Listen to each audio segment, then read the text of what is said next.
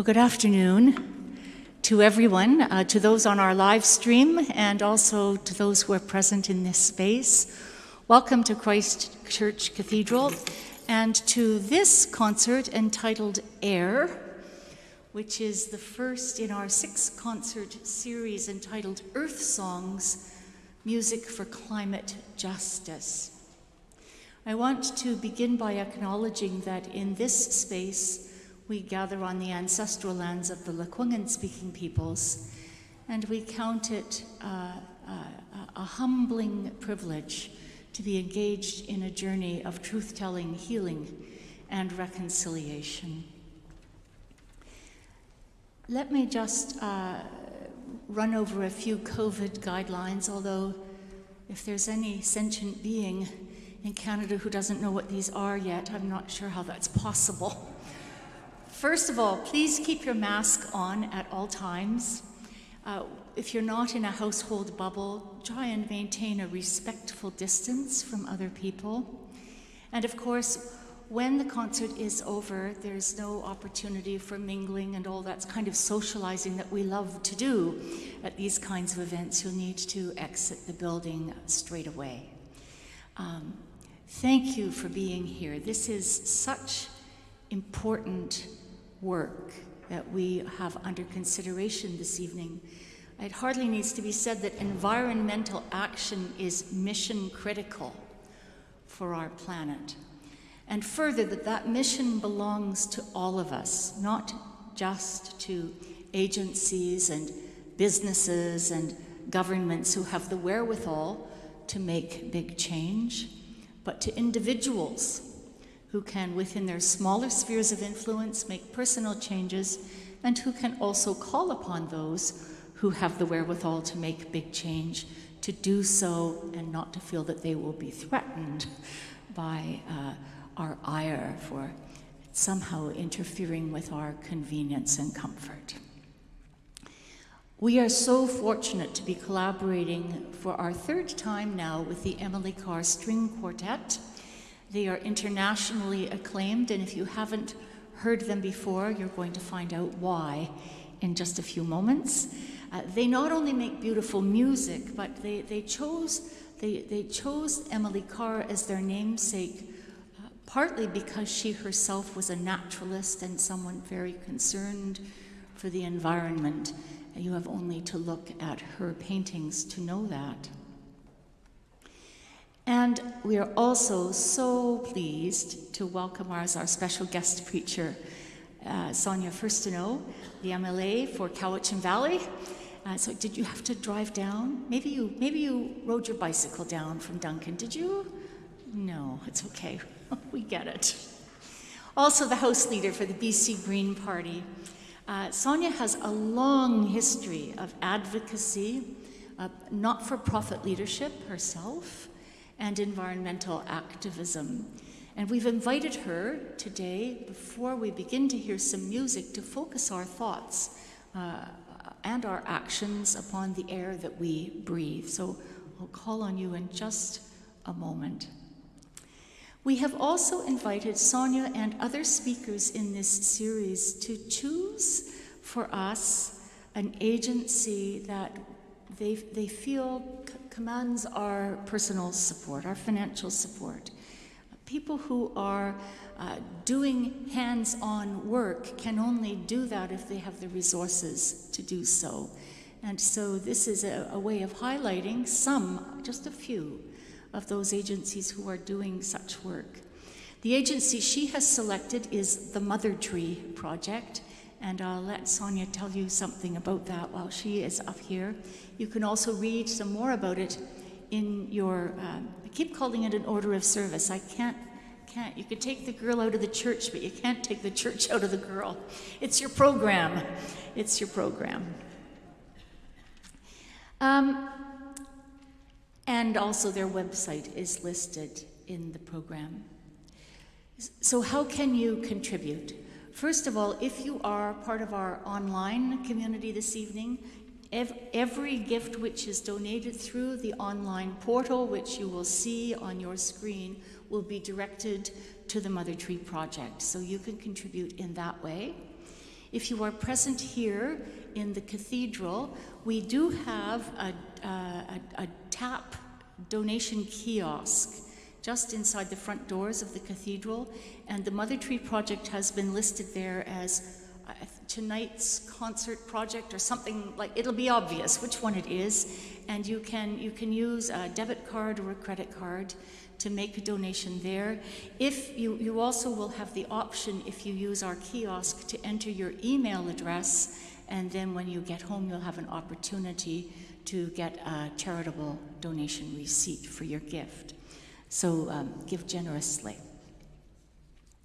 And of course, you can go to the cathedral's website or to the Mother Tree Project's own website to donate. Finally, because I know you didn't really come to hear me, finally I would like to acknowledge with great gratitude that this series is made possible in part thanks to the support of the Gail O'Riordan Climate and Arts Legacy Fund, which is lodged with the Victoria Foundation. Gail O'Riordan played cello in the Victoria Symphony until her death just a few years ago, and was passionately devoted, as is her husband John, to environmental concerns. And it was a dream of hers that these two loves of her life, the arts and environment, could in some way inform and embolden each other. So the mandate of this legacy is to bring climate solutions to the forefront creatively by working collaboratively with arts organizations of all descriptions. Now, John, are you here? Because you are going to drop, there you are. Please stand and let us acknowledge that gift, would you please?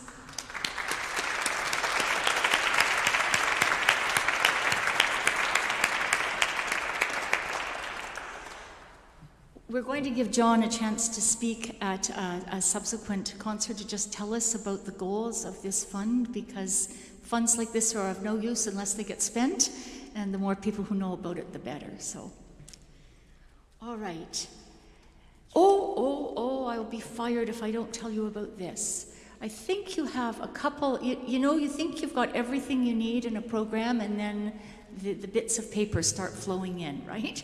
One of the bits of paper refers to a lecture within the series called the John Albert Hall Lecture Series, and it is called Watershed Moment: Spirituality, Forests, and Fresh Water. And the question at issue is whether the faith that we hold, the spirituality that we embrace, whatever that is, it certainly need not be Christian, has anything to say to this issue of forests and water and sustainability of the environment. This particular lecture will be offered online, and you are more than welcome to register to attend, and I hope you will. And without further ado, Sonia Furstenau, please come and speak with us.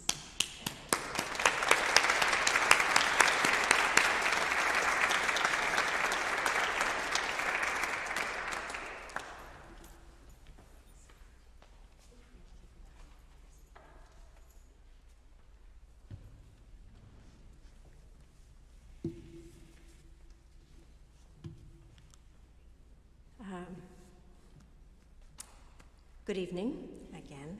I have to say, I, in all the things that I thought that I might do one day, standing in a pulpit was not one of them, but this is an absolute delight, and I'm so honored and touched to have been invited to speak tonight. I will also begin by acknowledging and paying respect to the Lekwungen speaking people whose territory we are on tonight as we gather.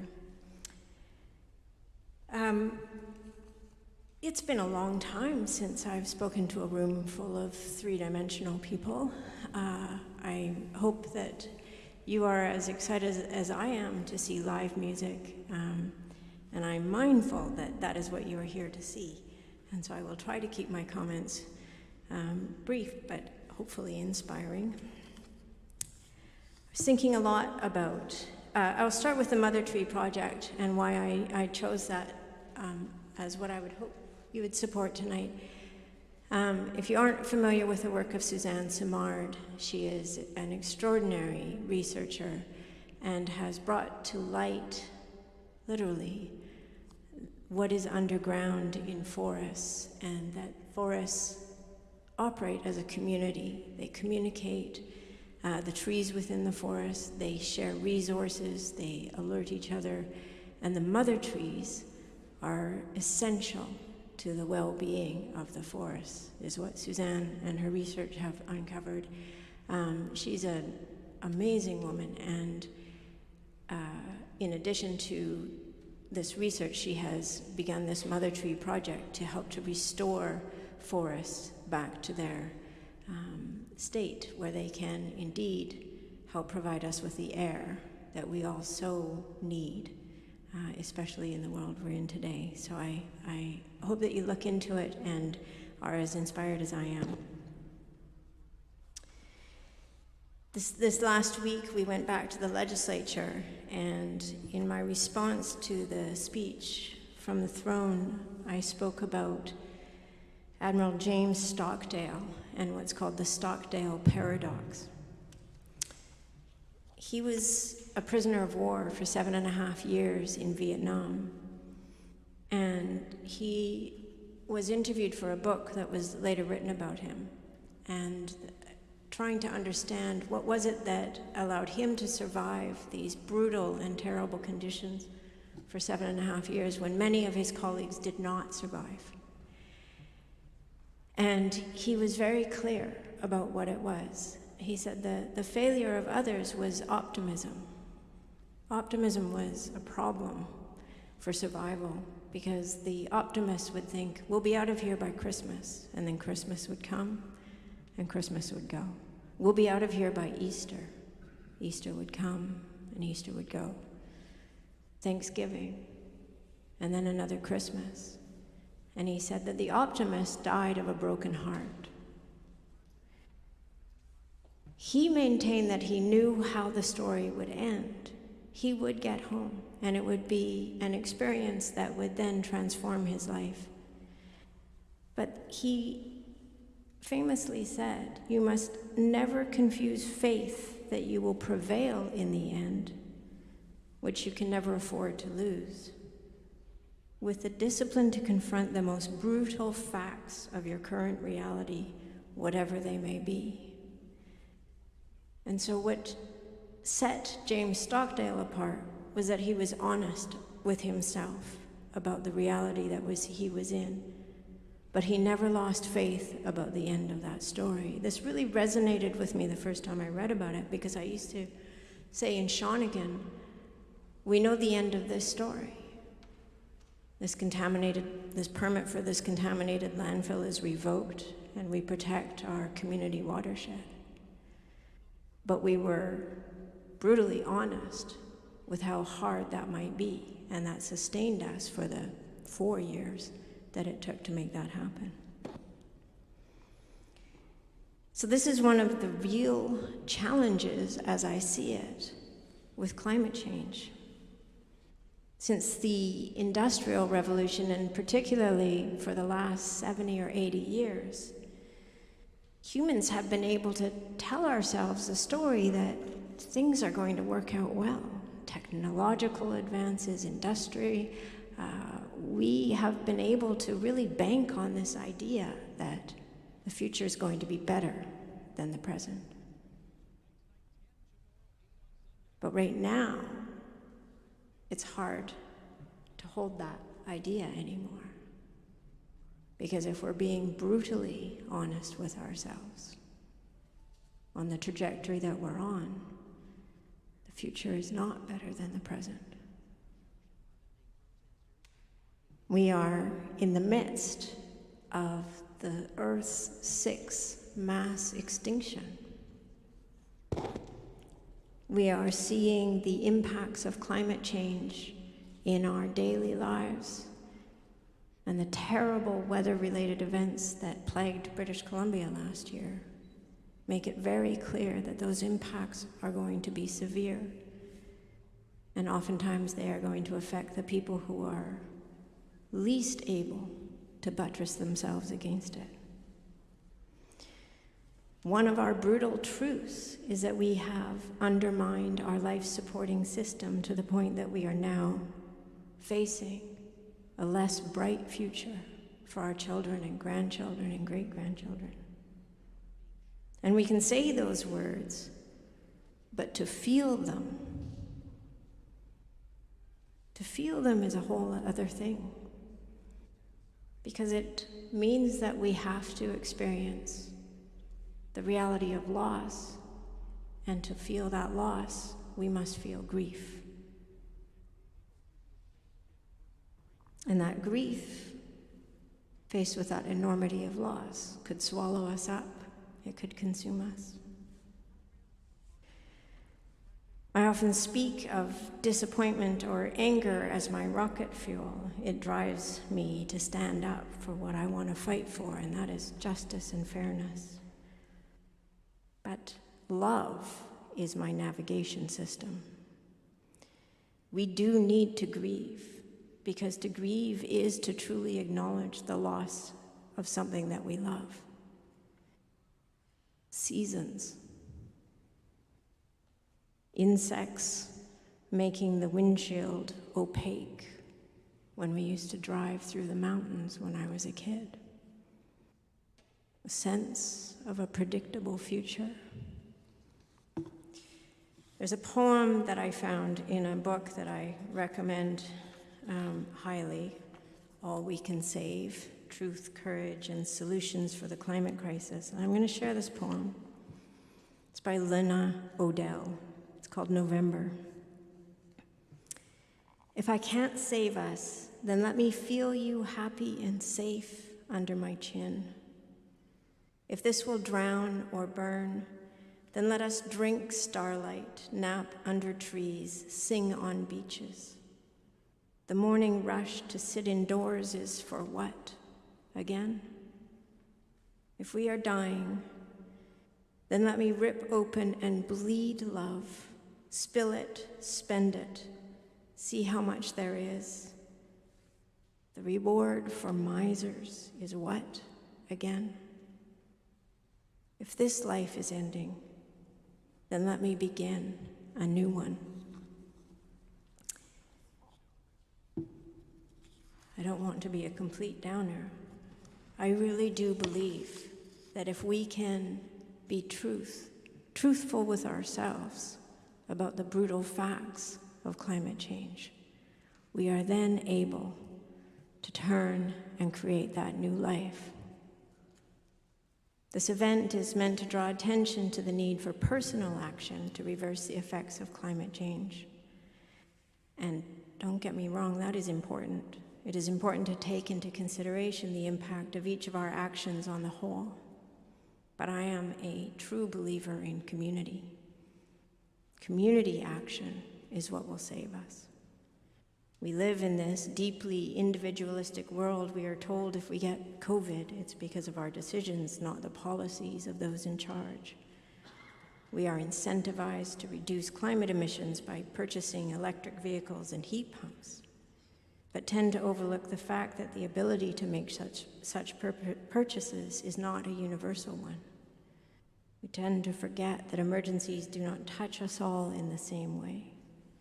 We know that our changing climate hurts the most vulnerable, the people who struggle to find housing, Indigenous, people of color, people with disabilities, poor people, women. These are the people who are disproportionately harmed by the emergencies we see. They may not be able to afford the electric vehicles that our government proudly incentivizes. So I turn to the world we want. Justice is the future we envision. It is clean water, clean air, healthy communities. It is accessible mental health care, affordable housing. It is biodiversity and public green space, a common good for all. It is a government that protects the public interest by regulating what corporations can and cannot do. It is an end to subsidizing fossil fuels, and instead investing in education, childcare, community infrastructure. It is land rights for Indigenous people. It is all of us healthy, living together, and like the trees in the forest that Suzanne Simard has studied, understanding that we are connected to each other, we need each other. There's so many examples of this. In my home of Cowichan Valley, the Cowichan tribes are partnering with water experts to safeguard the Coxsila River watershed. They're working to identify the environmental, economic, and social risks caused by drought and building a whole of watershed approach to water management to benefit the whole community. It is building resilience. It is building relationships. In the end, I truly believe it is community that will save us. So if I'm to draw attention to the need for personal action, I can think of this. Look to the people next to you, sitting in the seats left and right, outside this building, your neighbors, your neighborhood, your community. And look out for one another. Get involved in your community. Identify the local areas of need and work together to support each other. I am in politics because my community faced a threat. And it is my community that keeps me going to this day. They say a rising tide lifts all boats, but I think that's only true if that tide is community care. It's only true if we look to the rowboats who have been battered by a storm and offer our helping hand. I hope you enjoy the music. I'm very much looking forward to it, and I thank you for this opportunity to share with you.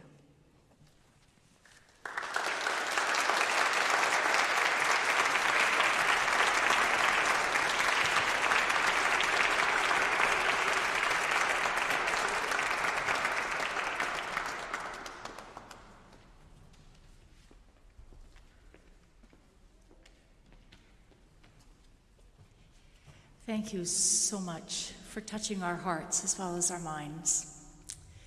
And now, without further ado, may I introduce to you the Emily Carr String Quartet.